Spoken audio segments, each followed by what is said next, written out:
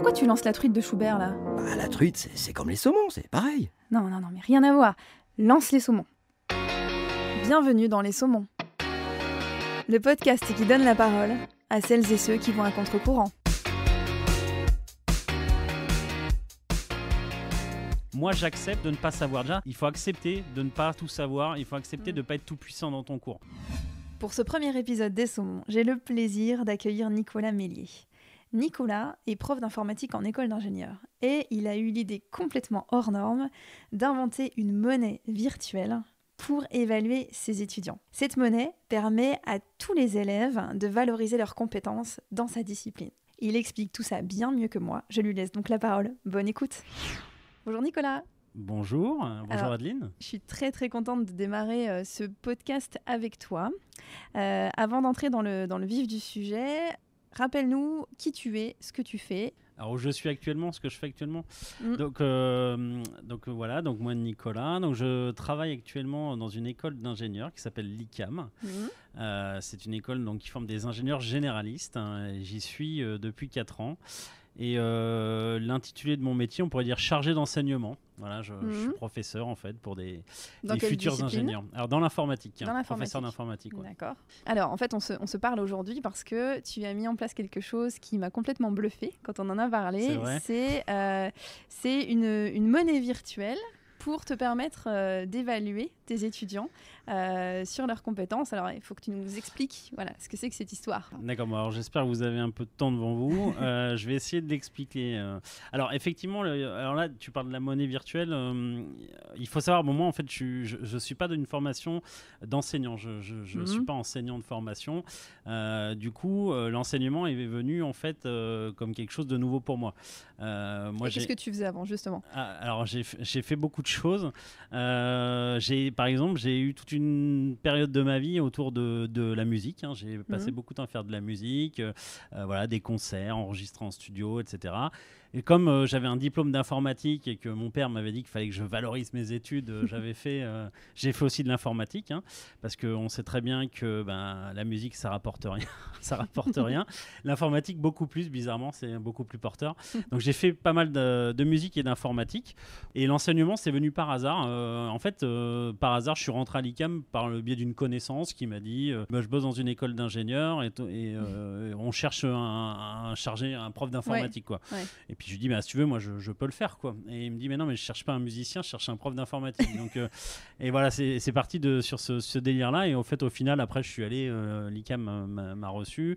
Et du coup, j'ai commencé des vacations chez eux. Et puis, de fil en aiguille, je suis resté parce que le projet de l'ICAM, d'ailleurs, je vous invite à découvrir ce qu'est l'ICAM, me plaisait. Et puis, je me suis épanoui contre toute attente dans ce nouveau métier. Donc l'idée, alors je voulais enseigner, mais très vite, je me suis rendu compte de plusieurs choses. J'avais du mal en fait à vivre la barrière en fait naturelle qu'il peut y avoir entre l'enseignant et les apprenants. C'est-à-dire que tout de suite. Sont comme des jeunes adultes. On pourrait les avoir avec nous. Moi, si j'avais une boîte, je pourrais bosser avec certains d'entre eux. Ouais. Ils sont là du monde du travail. Et ils avaient un regard avec moi où tout était filtré, et biaisé. C'est-à-dire, j'avais l'impression que rien n'était vraiment franc du collier. C'est-à-dire que, en gros, t'es le prof, puis eux, c'est les étudiants. Et puis il y a cette barrière-là qui est là. Je suis là pour les évaluer, pour leur donner des notes. Et en fait, je sers qu'à ça. En compte, t'es une machine à filer des 5, des 10 ou des 20. Et donc cette condition-là, moi, m'allait pas trop. Et du coup, la toute première année que j'ai fait, je l'ai essayé de la faire comme un bon prof, c'est-à-dire faire le bon prof, c'est-à-dire faire des cours dans les règles de l'art, machin. Et il s'avérait que les étudiants, ils aimaient pas et que moi, j'aimais pas non plus ce que je faisais. D'accord. Donc, j'ai essayé d'appliquer en fait à l'enseignement ce que j'appliquais dans ma vie jusqu'à présent et dans la musique. Pour le coup, la musique m'a aidé de dire, je vais essayer de faire un peu plus des choses que j'aime.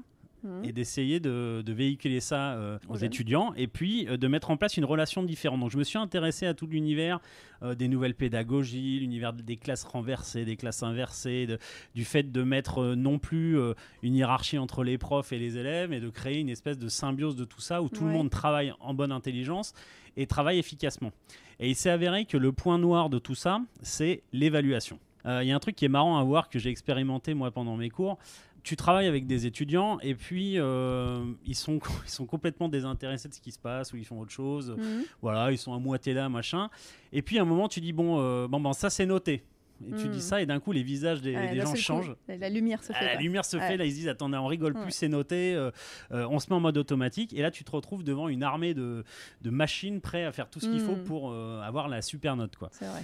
Donc je me suis dit super, en gros ils ne m'écoutent que quand je les note. Et j'ai dit si c'est ça, il faut que j'arrive à supprimer les notes de mes cours parce que moi ce que je veux c'est qu'ils soient attentifs tout le temps, participatifs tout le temps et pas que dans ce mode en fait qu'on a trop tendance à voir où il y a des gens qui sont bons pour ce système-là, de se dire, les bachoteurs, on pourrait dire, c'est un peu péjoratif, mais les gens qui sont prêts, ils connaissent bien les rouages, ils savent bien réviser, ils savent bien répondre aux exercices, ils savent bien mettre les croix dans les cases, etc.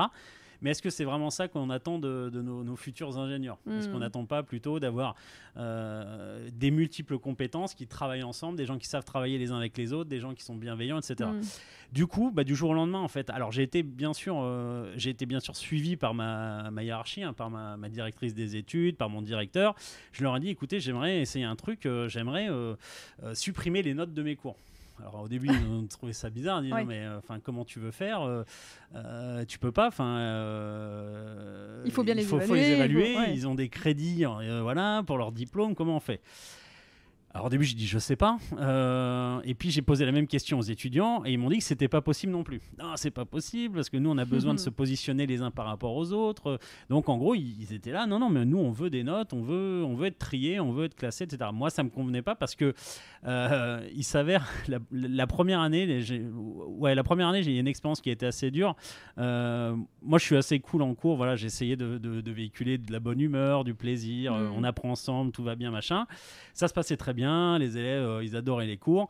Arrivaient les premières évaluations, et là, il y avait des 3, des 4 qui tombaient, et un jour, il y a des étudiants qui viennent me voir, mais en fait, t'es pas un vrai gentil, t'es un pervers, ou en gros, t'es sympa avec nous en cours, puis derrière, tu nous atomises dans les DS. Et ça, je me rappelle, je l'avais super mal vécu. En fait, en gros, ce qui les intéresse, c'est juste les notes que je veux leur donner, c'est pas ma personne, quoi.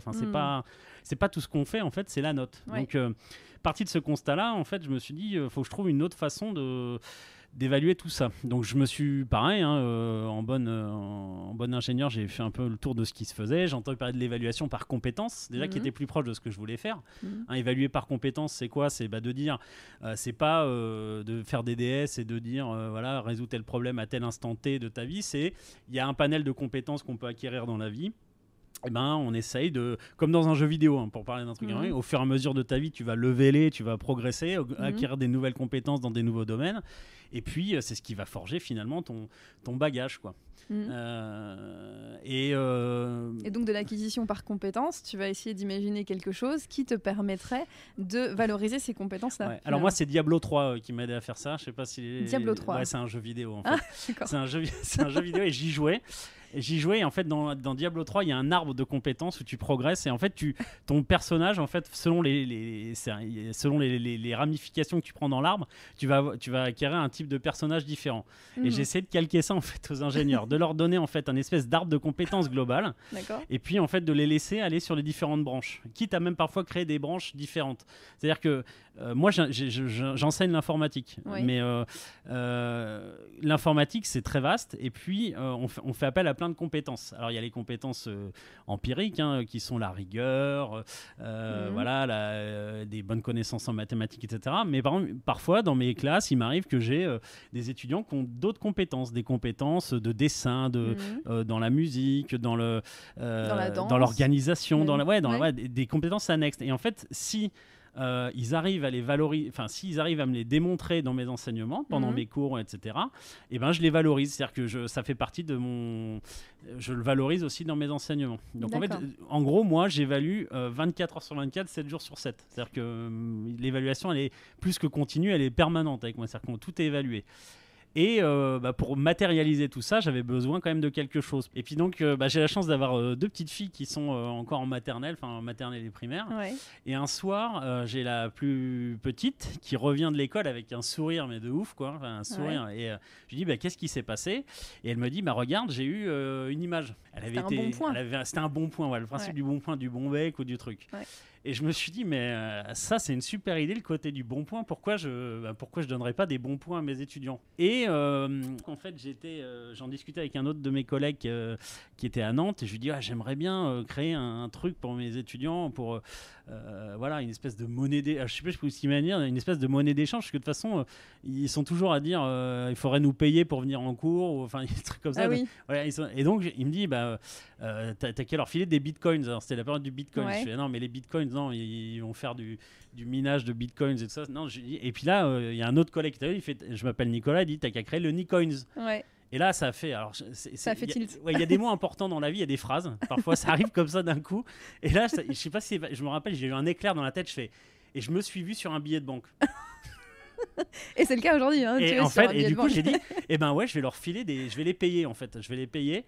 En fait, je vais les rétribuer pour ce qu'ils vont faire pendant mes cours avec une monnaie. Alors, donc j'ai créé une monnaie de toutes pièces c'est un beau billet de banque avec ma trombine dessus, un peu ambiance, voilà, président du monde, avec des valeurs. Et puis l'arbre de compétences que j'avais créé, qui était encore un peu fadasse, et ben je l'ai associé à des valeurs de Nicoins qu'on pouvait gagner. Telle compétence en algorithmique, c'est tant de Nicoins, telle compétence en réseau, c'est tant de Nicoins. Et puis quand tu as tout un bloc de compétences, tu arrives à la compétence supérieure, tu as encore d'autres Nicoins. Et finalement, c'est un système qui était sympa parce qu'ils peuvent gagner des Nicoins toute l'année et j'en enlève jamais.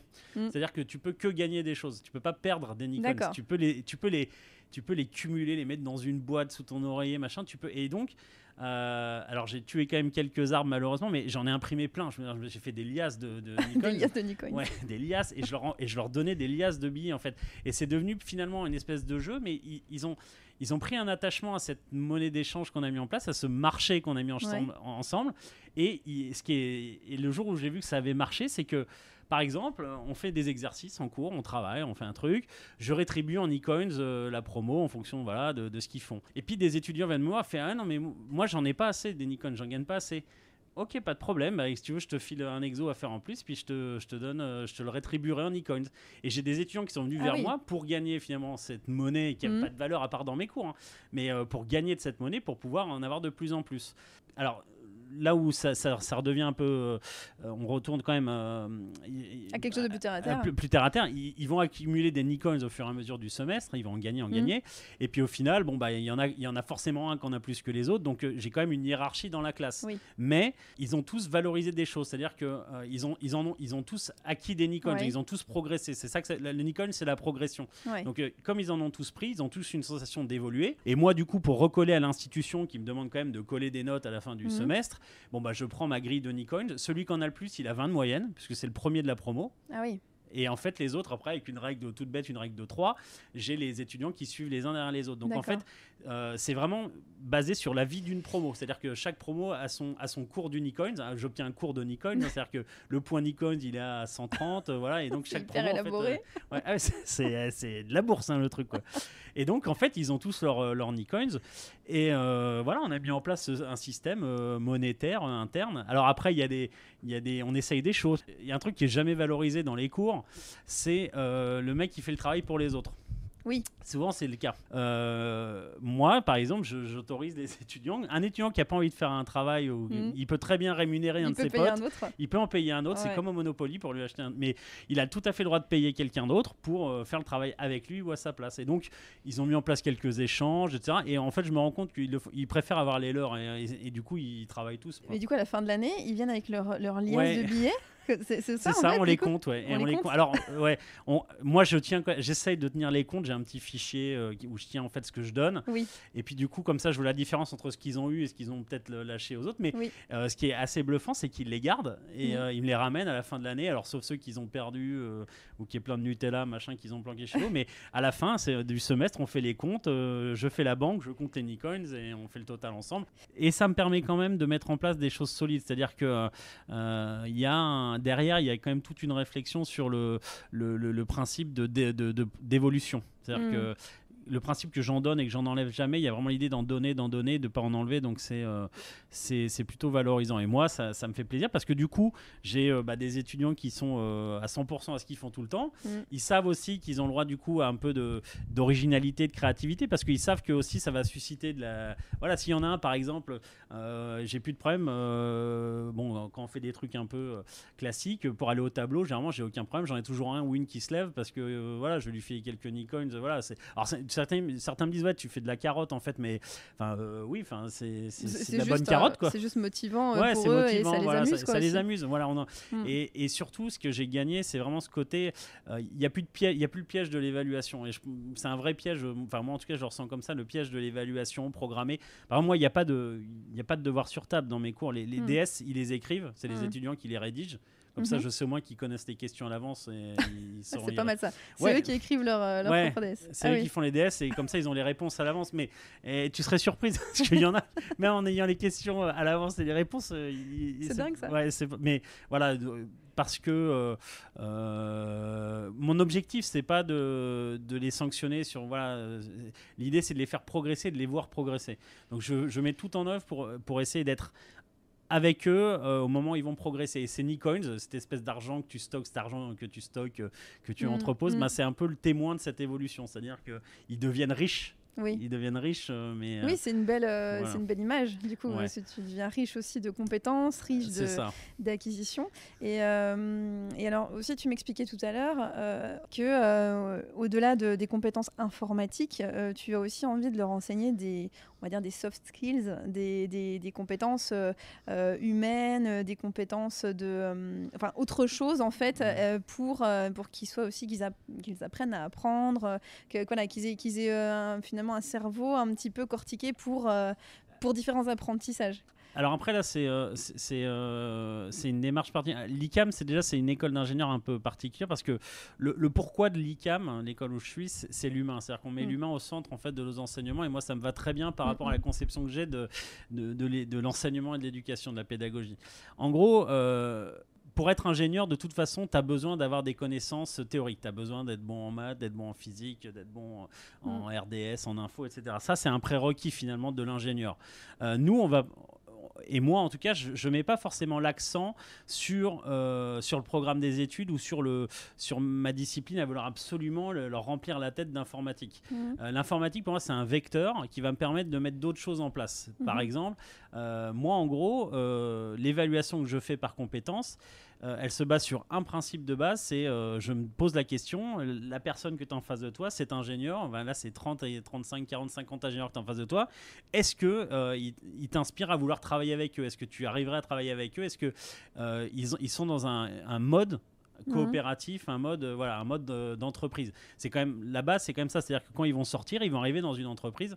La plupart des données techniques d'un métier, tu les apprends à 80-90%, tu les apprends sur place. C'est-à-dire que l'école, elle te sert à te former globalement, mais ton métier, tu l'apprends dans ton métier. C'est souvent comme ça. C'est très rare que, même moi, tout ce que j'ai appris en école d'informatique, dans mon premier métier, j'ai carrément dû apprendre de nouvelles choses. Oui. Mais par contre, apprendre à apprendre, c'est-à-dire leur donner les mécanismes pour aller chercher l'info, faire de la synthèse de l'info, trier le vrai du faux, pouvoir travailler ensemble, collaborer, monter des projets, tous ces trucs qui sont annexes, qui sont finalement de la méthodologie, beaucoup, moi je mets l'accent là-dessus, c'est-à-dire que moi le programme des études, alors faut pas que ma directrice des études m'entende, mais le programme des études en début d'année, ambiance Cercle des poètes disparus, je le déchire et puis on fait table rase et je leur dis maintenant on est une équipe, on est ensemble, on va faire de l'informatique et puis on va essayer de monter des trucs ensemble. Moi je suis là en tant qu'expert puisque moi j'ai l'expertise que peut-être ils n'ont pas, mais je suis là pour vous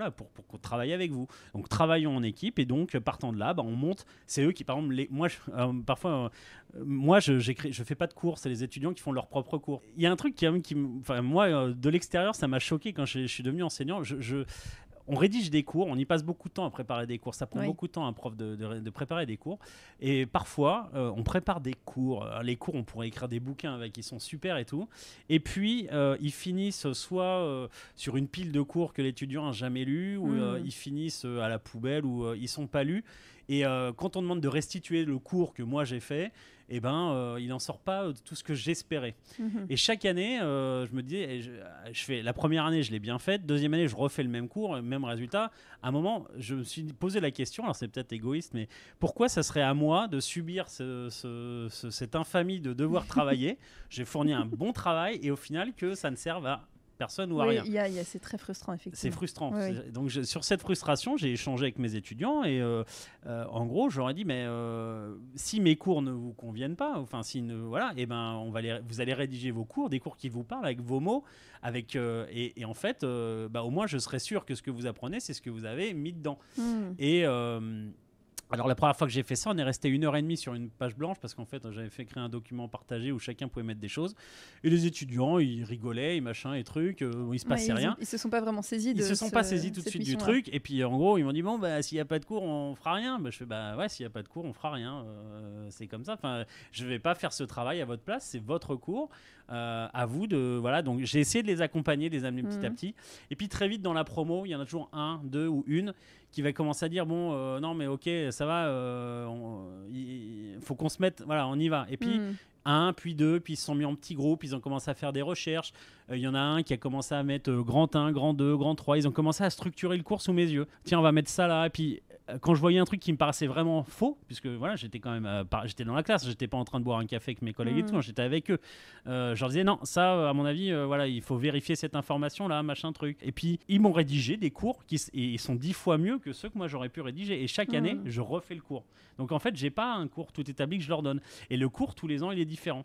Par exemple, sur un cours de réseau, il y a des années où j'ai des parties énormes sur certains chapitres, puis des parties toutes petites sur un autre. Et puis l'année d'après, c'est complètement différent. Mais ils se fondent sur quoi? Ils se fondent sur des choses que tu parles, tu évoques les sujets et ils prennent des notes pour faire le cours. Comment on essaie de problématiser les choses. C'est-à-dire, il y a plusieurs façons de faire. Soit je leur donne en fait des problèmes de la réalité et je leur demande de me trouver les outils qui permettent de répondre à ça. C'est de la pédagogie par problème. Voilà, la pédagogie par problème, elle est très présente. Soit, par exemple, je fixe des notions, voilà, où je fais un petit cours institutionnel pour commencer et je leur demande ce qu'ils n'ont pas compris, de le rechercher, de l'agrémenter, etc. Et donc, ils font des recherches sur Internet parce qu'un truc qu'on fait très mal aujourd'hui, c'est rechercher sur Internet. Wikipédia, c'est une espèce de... C'est devenu un standard, mais Wikipédia, c'est pas des ressources fiables.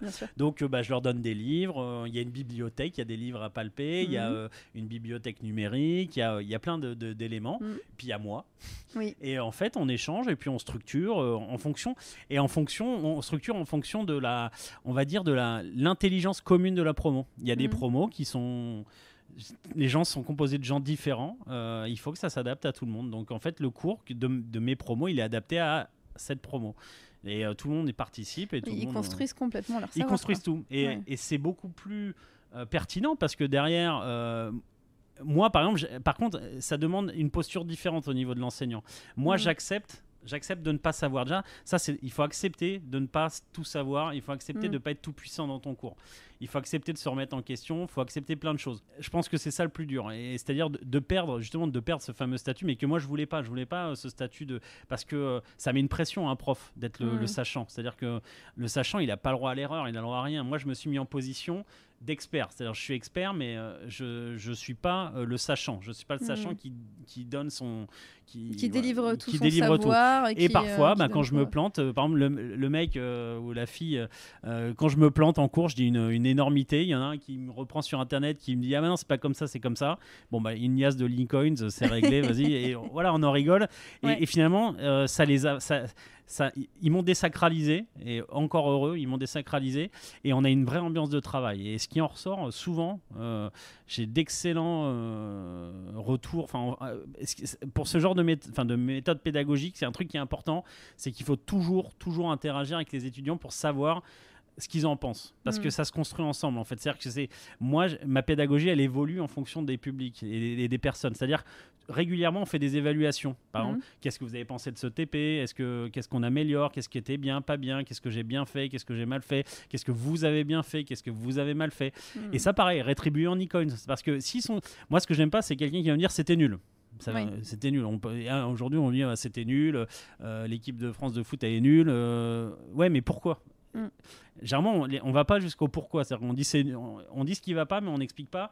On donne pas des pistes pour résoudre et on dit pas. Pour améliorer. Voilà, et pour améliorer. Moi, une bonne argumentation me dit voilà, le TP il était nul parce que de un, voilà, t'avais l'air ailleurs, les notions elles sont trop abstraites, machin, ça c'était pas clair, etc.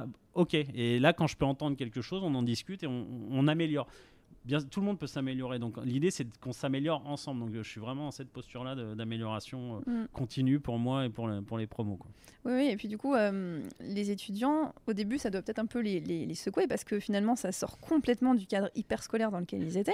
Et c'est, comme tu disais, la première fois, la feuille blanche, c'est peut-être aussi parce que ils sont un peu perdus. Ouais, quoi. alors, tu as plusieurs modèles. Alors, tu as le modèle de l'étudiant qui se dit cool, super, on va rien faire cette année en informatique, ça va être génial, on va pouvoir glander et faire ce qu'on veut. C'est l'impression qu'ils en ont. C'est l'impression. Non, mais en soi, ça peut commencer comme ça. Il y a des grosses phases où mes cours, il y a une temporalité qui est très longue. Avant que ça se mette en place, parfois c'est très long. Parce qu'ils pensent que je vais céder. Parfois, certains pensent que en fait, je vais pas pouvoir tenir.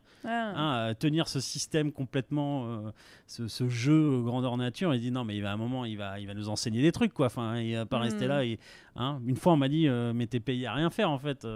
Je suis payé à faire ce qui me semble important. Et c'est important d'échanger avec eux là-dessus parce qu'ils ont une telle vision de l'enseignant que moi, je voulais casser tout ça. Donc, il y a ceux qui se disent ça et puis il y a ceux qui sont perdus. Genre, on va pas avoir de DS, mais quoi, il y aura pas de notes, il y aura pas de trucs, on va voir la directrice des études, mais comment on va faire pour avoir notre grade A, notre machin, notre truc, voilà. Mais après, ce qui est intéressant aussi dans une vie étudiante et dans une formation, c'est de tomber sur des apprentis. Dans la vie de l'entreprise, on côtoie des gens vraiment différents. Il y a des méthodes de travail différentes. Tu as des gens qui sont très carrés, il y a des gens qui le sont moins. C'est bien aussi pour eux d'être confrontés à la diversité dans l'apprentissage. Il n'y a pas qu'une façon d'apprendre, il y a des milliers de façons d'apprendre. Il y a autant de façons d'apprendre qu'il y a de personnes, en fait. Donc, dans la méthode, en fait, j'essaie de mettre en place. C'est une méthode bienveillante parce qu'il y a ce côté Nicole, rétribution, sympathique et tout. Il y a le côté personnalisé parce que j'essaye de les suivre personnellement dans leur progression. Moi, en fait, je suis un témoin de ce qui se passe dans ma classe. J'assiste à l'élève qui va se révéler, qui va faire une soutenance de 10 minutes alors qu'il ne parle jamais. Voilà. À l'élève qui est d'habitude est le leader dans tous les coups foireux, etc., qui là se fait expert dans... on vit des choses assez belles finalement. Et puis, il y a ceux qui ont plus de mal, que j'accompagne un peu plus. C'est-à-dire que ceux qui veulent que je leur donne des notes, enfin des DS papier, je peux très bien leur faire un exercice papier à l'ancienne, machin truc, puis je les rétribue s'il est fait. Ça les rassure un petit peu. Ça les rassure, voilà. J'essaie pas, je veux pas non plus... Enfin, trop les bousculer. Puis je fais pas ça pour faire ma méthode, c'est révolutionnaire. Je le fais vraiment...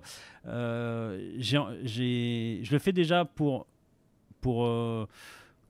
que ça, l'école ça doit être un truc harmonieux, quoi. Pour moi c'est un truc, il faut que tout le monde il trouve son plaisir. Je vois pas pourquoi je serais malheureux et je vois pas pourquoi il serait malheureux. On peut apprendre, c'est quelque chose de bien. C'est quelque chose de... faut être heureux d'apprendre et ils sont là, ils ont envie d'apprendre. Donc autant les accompagner dans la légèreté que en gros de leur dire la culture. Alors c'est des modèles d'école différentes, mais l'école où en gros on va te rabattre plus bactère, tu auras connu que ça.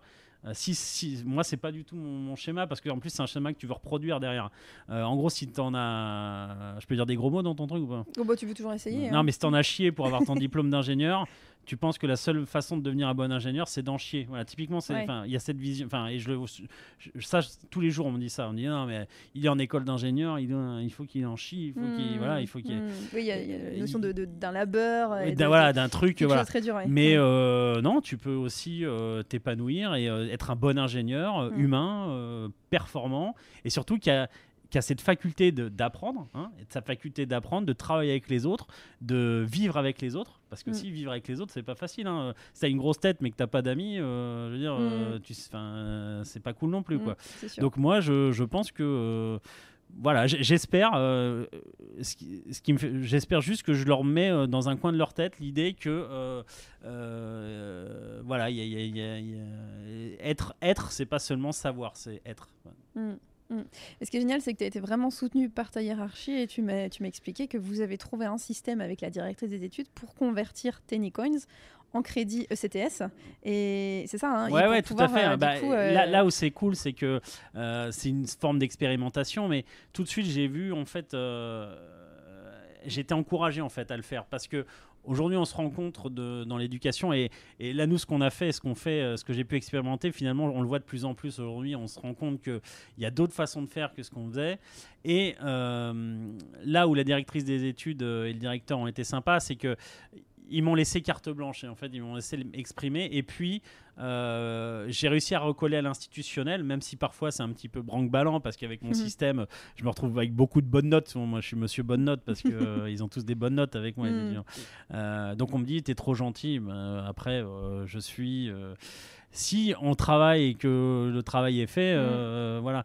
Comme je cherche pas forcément à les rabaisser, etc. Forcément je passe, voilà. Mais ça se fait quand même dans le respect, c'est-à-dire qu'on se respecte les uns les autres, je respecte les étudiants, ils me respectent, on peut certains me tutoient, certains me vouvoient, c'est très, voilà, comme ça serait dans n'importe quel boulot, quoi. Bien sûr. Moi, voilà, je voulais faire du boulot à l'école, quoi. Je veux qu'on se mette, voilà, dans ton boulot, il n'y a pas un tableau noir avec une craie et un gars, il y a des tables en rond, il y a des gens qui travaillent, il y en a qui sont sur leur ordi, d'autres qui sont sur leur smartphone, d'autres... Et alors, si le travail il est fait, il est bien fait, voilà. Donc, moi, je cultive ce truc-là et franchement, ça m'a fait du bien. Ça me fait du bien de travailler comme ça. Et j'ai l'impression que je fais du bien. Et j'ai l'impression que les étudiants sont contents de pouvoir vivre ça aussi. Et je pense que quand ils travailleront plus tard, ils se diront, peut-être à un moment, ils diront, tiens, je me rappelle de dire ce que j'ai fait avec Nicolas, cette façon de faire. Voilà, ils vont retrouver des choses. Ils vont retrouver des choses, quoi. C'est de la méthode agile. Ouais, c'est ça, le tout à fait. Le mot qui est très à la méthode, c'est ça, c'est de l'agile. Le mot bien à la mode, mais c'est agile. C'est exactement. ça, ouais. C'est le mot-clé. Ok, et ben merci beaucoup Nicolas. C'est vrai, c'était bien. Ouais, c'était bien. Merci. Merci Adeline. Je vous retrouve très vite pour un nouvel épisode des Saumons. Si vous aimez ce podcast, n'hésitez pas à le réécouter, le partager et à lui attribuer quelques étoiles. J'en profite également pour remercier Cyril à la bouvette, grâce à qui ces enregistrements sont possibles. À très bientôt et merci.